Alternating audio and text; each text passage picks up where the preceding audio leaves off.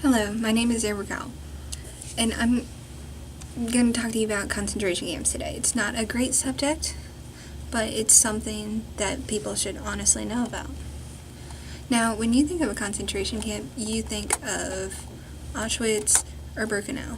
Well, believe it or not, that was not the first.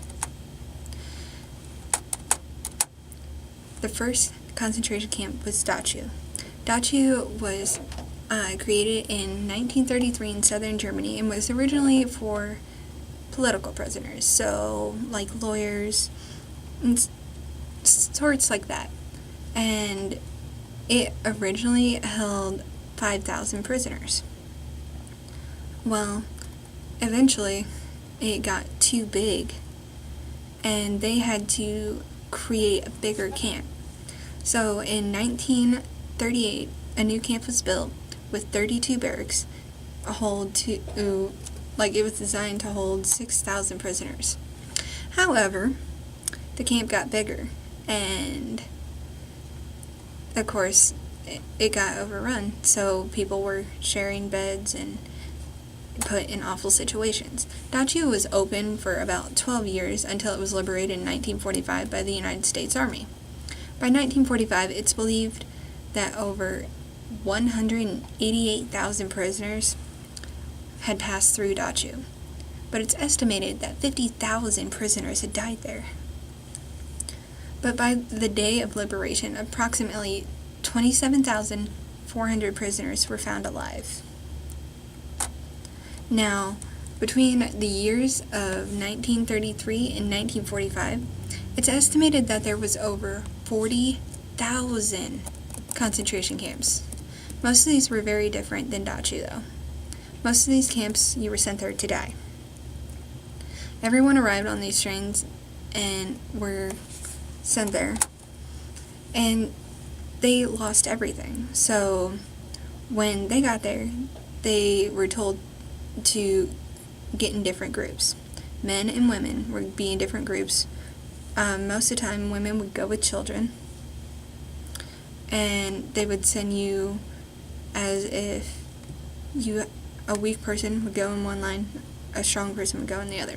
Most of the time, if you were weak, you were going to be sent to the gas chamber and you were going to die as soon as you got there.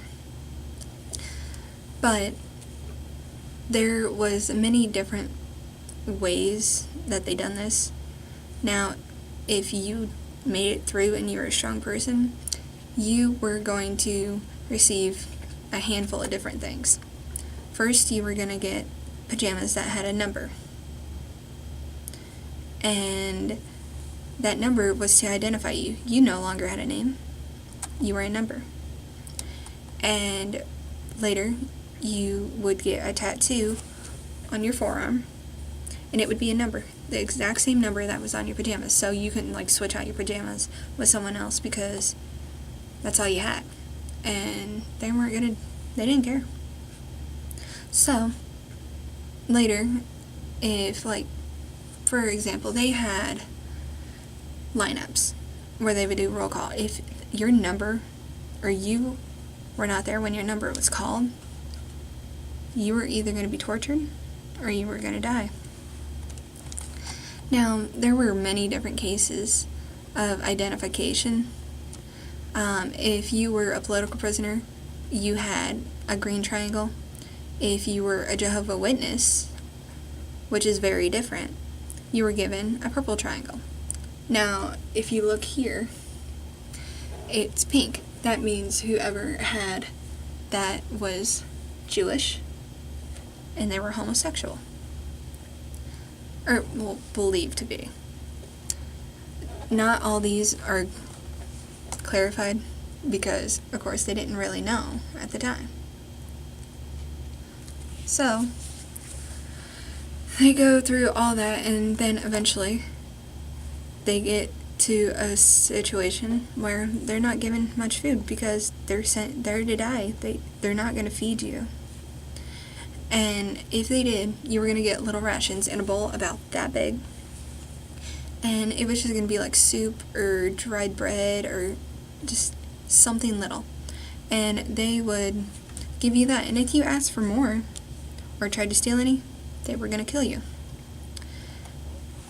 But if they caught you and it was like your first offense or whatever, they would torture you. The most common torture is hanging you up by the ceiling by your arms, as seen here. And most people can't lift their arms up that high. And a lot of people came out of the torture with broken shoulders because they had hung there so long. They leave there 48 hours, 27 hours, however long they felt you believed to be there. Now, Auschwitz was a different story. There was a physician named Dr. Joseph Mengele. He was kind of crazy. He was obsessed with twins. And he liked to do experiments on them. But not like normal experiments, if you can put that in a normal way. He would torture one twin and see if it would affect the other.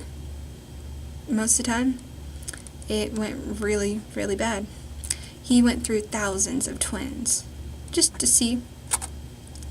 Now, during the end of World War II, there was an issue with the Japanese, and the United States created these camps where they would take people that are Japanese, and it was supposedly by choice that you would go there and you would just hang out because they believed that the Japanese were hiding in the country. Now, a different type of camp is current in North Korea. There is to be believed 9 concentration camps in North Korea. Now, that's kind of crazy, right? Because why would there be camps now? I thought everything was fine. No. In North Korea, since they're their own country, they have 9 camps that have never been confirmed nor denied.